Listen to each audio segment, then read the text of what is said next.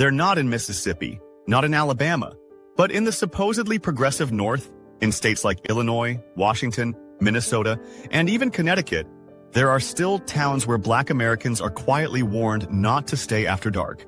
These are America's Sundown Towns, communities that once enforced racial exclusion by threat, law, or violence, and whose legacy remains visible today.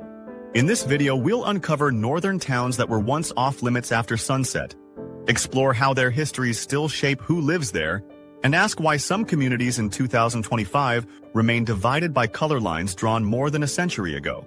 Stay with us. And don't forget to subscribe to Global Lens for more eye-opening documentaries on history, geography, and society around the world. Chapter 1. The Dark Legacy of Sundown Towns. The term Sundown Town refers to communities that systematically excluded African Americans and often other minorities after dark. Some posted signs that read, "Don't let the sun set on you here." Others relied on police harassment, real estate discrimination, and mob intimidation to maintain racial purity. These weren't limited to the South. According to sociologist James Loewen, who documented more than 10,000 such towns, the majority were actually in the Midwest and the North. Many northern communities prided themselves on being free states, yet quietly kept their neighborhoods all white through intimidation and local law enforcement. Today, the signs are gone, but the scars remain, visible in demographics, housing patterns, and long-standing community attitudes. Chapter 2. Kennewick, Washington, the Birmingham of the Northwest. Kennewick, Washington might look like any other small city in the Pacific Northwest, but for decades, it carried one of the darkest reputations in the region. In the mid-20th century, Kennewick was a fully recognized sundown town. Black people were not allowed to remain within city limits after sunset. Police routinely escorted Black visitors out of town. Oral histories recount warnings like, "When the sun goes down, you can't be around." The city's housing deeds contained restrictive covenants that prohibited non-white ownership or rental.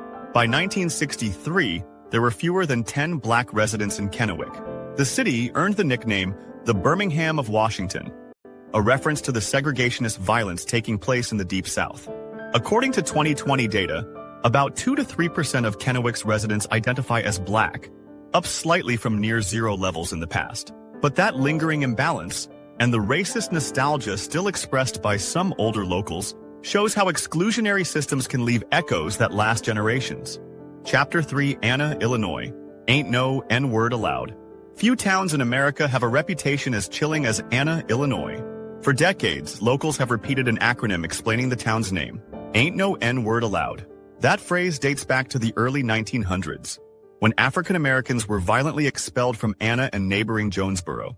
During the Jim Crow era, Black travelers were told to leave before sunset, and many were threatened if they didn't.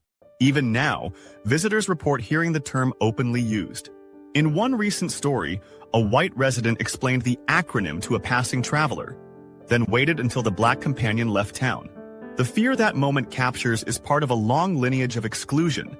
Though legal segregation ended, Anna remains overwhelmingly white, with African Americans making up less than 1% of the population. Locals describe it as still racist and gross, proof that some sundown towns never truly woke up. Chapter 4. Edina, Minnesota, the polite face of exclusion. Minnesota often calls itself one of America's most progressive states, but in Edina, an upscale suburb of Minneapolis, racial segregation was built directly into its foundations. Throughout much of the 20th century, Edina's country club district used restrictive covenants barring non-white residents. Even after such clauses were outlawed in 1948, real estate agents continued steering Black families elsewhere. The result was a suburb that became a model for white affluence. One resident described Edina as a poster child for rich white suburbs. Today, the city is about 79% white and roughly 3.5% Black. While Minneapolis has grown increasingly diverse, Edina's demographics have changed little. Efforts to introduce affordable housing have often been blocked, with residents suggesting that neighboring towns are better for the poor and brown people. It's a quiet segregation, maintained not by violence but by zoning and wealth. Chapter 5. Darien, Connecticut. Excluding by wealth and whiteness. Darien, a coastal town in Connecticut, sits comfortably among the wealthiest communities in America. But behind its manicured lawns lies a long history of exclusion. In the early and mid-1900s, Darien gained a reputation for keeping out both Black and Jewish families. real estate agents practiced racial steering, ensuring that homes were sold only to white buyers. Private clubs and associations reinforced that exclusivity. Even today, the demographics remain nearly unchanged. The 2020 census recorded about 88% white and less than 1% black residents. High property values and restrictive zoning laws continue to serve as invisible barriers. Former residents describe a polite but palpable sense of exclusion, the kind that doesn't shout slurs, but simply keeps the gates closed. Chapter 6. Levittown, Pennsylvania. The suburban dream for whites only.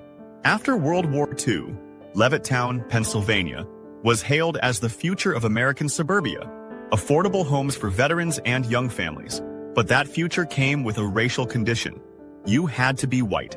Developer William Levitt's contracts explicitly prohibited the sale or rental of homes to black families.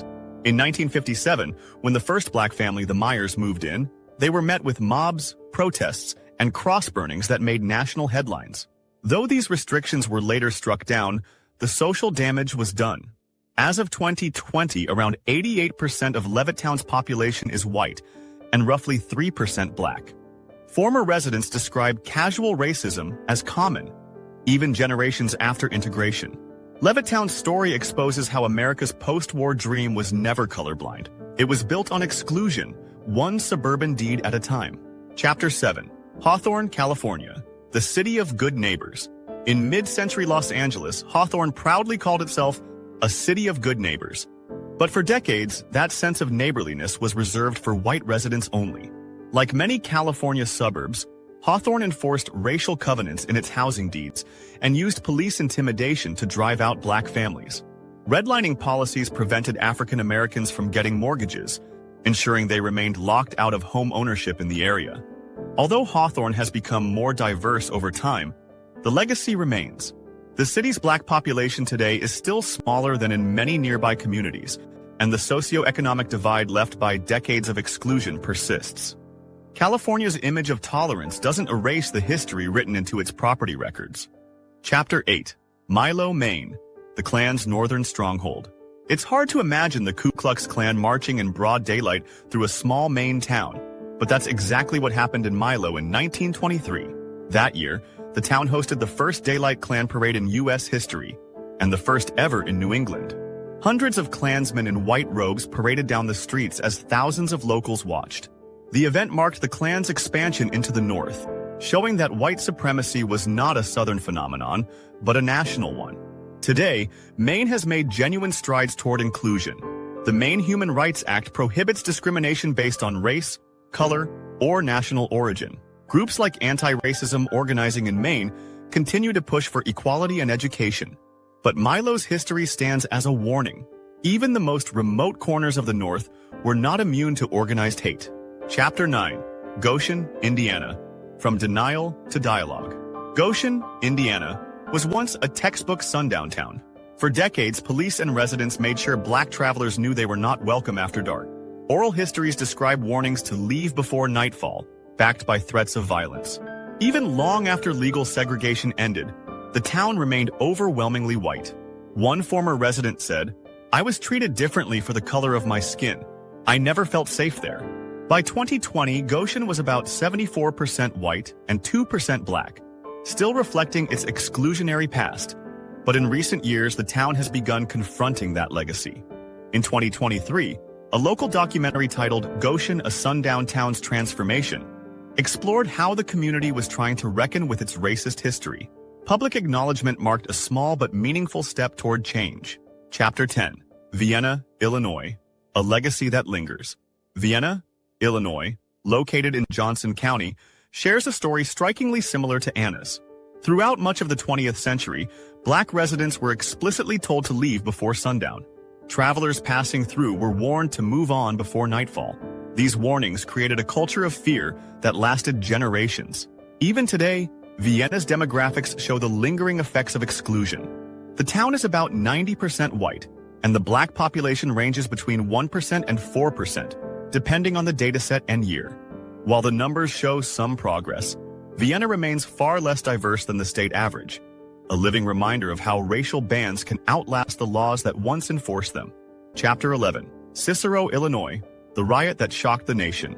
Just outside Chicago, the suburb of Cicero became infamous in 1951, when one of the largest race riots in U.S. history broke out. A young black couple tried to move into an apartment in an all-white building. Within hours, mobs of thousands gathered, attacking the property and setting it ablaze. The Cicero race riot of 1951 drew national attention and shamed a city that liked to think of itself as part of a liberal North. For decades afterward, Cicero remained overwhelmingly white, keeping black families out through intimidation and real estate bias. By the late 20th century, demographic change came, but mostly in the form of Hispanic migration. Today, Cicero is predominantly Latino, while African Americans make up only a small fraction of the population. The town's history shows how systems of exclusion can evolve rather than disappear. Chapter 12. The Modern Echo. None of these towns post signs saying, "Don't let the sun set on you here," but the effects of those unwritten rules still shape who lives where and who feels welcome. Generations of exclusion built invisible walls, zoning codes that block affordable housing, school funding that depends on segregated property taxes, social networks that keep neighborhoods racially and economically closed. The racism of today is quieter, written not in law, but in habit and geography. Some towns, like Goshen, have begun acknowledging their past. Others remain in denial. But progress begins with recognition that racism was never just a Southern problem, and that sundown towns are not relics of history, but reflections of ongoing inequality. The North likes to see itself as enlightened, but from Washington to Illinois, from Connecticut to Maine, these sundown towns reveal a hidden truth. Racism knows no region. Their signs came down long ago, yet their shadows still shape who belongs and who doesn't in communities across America. What will it take for that shadow to finally lift? Tell us what you think in the comments below, and don't forget to subscribe to Global Lens for more investigations into the hidden histories shaping our world today.